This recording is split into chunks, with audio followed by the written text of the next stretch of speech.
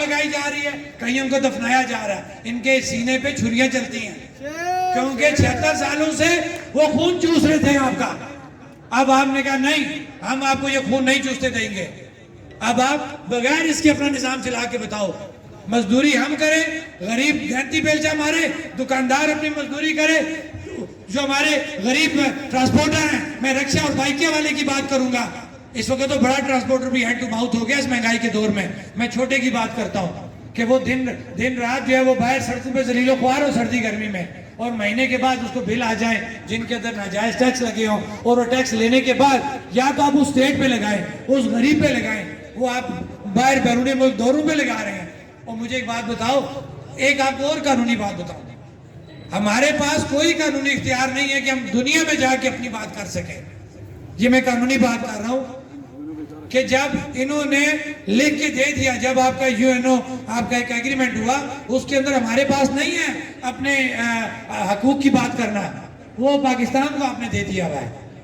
لہٰذا مجھے ایک بات بتائیں، یہ 12-15 منسٹر صاحبان، یہ سننے میں آیا کوئی کمیٹی بنی ہے، یہ ٹور کرنے جا رہے ہیں، اور 76 سالوں سے میں نام نہیں لوں گا، بڑے بڑے ہمارے حکمران ہیں جو مسئلہ کشمیر اجاگر کرنے جا رہے ہیں۔ وہ مسئلہ کشمیر تو ادھر ہی ہے، بلکہ ادھر کیا تم نے بیڑا غرق کر دیا، تم نے بھیج دیا۔ میں ایک اور بات بتاؤں، کشمیر بھیج دیا گیا، یہ ساری باڑ لگ گئی ہے ادھر، ٹھیک ہے؟ اب میں یہاں پہ یہ پلیٹ فارم نہیں ہے یہاں میں یہ باتیں کروں، لیکن یہ بات ضرور کروں گا کہ آپ دونوں ملکوں کی انڈرسٹینڈنگ سے جو بھی کشمیر کے اوپر فیصلے ہوتے ہیں، آپ دونوں کی انڈرسٹینڈنگ سے ہوتے ہیں۔ آپ نے 76 سالوں سے آپ نے وہاں پہ شہداء کا، میں کہوں گا کہ آپ رائیگاہ کرتے ہیں، وہ رائیگاہ نہیں جائے گا، وہ قبول ہو گیا جو ہمارے لوگ وہاں شہید ہوئے، چاہے وہاں ہوئے یا یہاں پہ ہوئے، اللہ نے ان کو تو ان کا مقام دے دیا، لیکن ان کو داروں کو اللہ کبھی نہیں بخشے گا۔ جنہوں نے کشمیریوں کے خون کا سودا کیا ان کو بھگتنا پڑے گا۔ اور یہ ایک اور بات کہ جب آپ نے کشمیر کو بھیج دیا ہوا ہے، آپ وہاں جا کے کیا سفارتکاری کرے گی کشمیر کی؟ قانونی طور پہ آپ کے پاس حق ہی نہیں ہے کشمیر کی بات کرنے کا، تو آپ یہ کروڑوں روپیہ لگا کے وہاں کس کے لیے جا رہے ہیں؟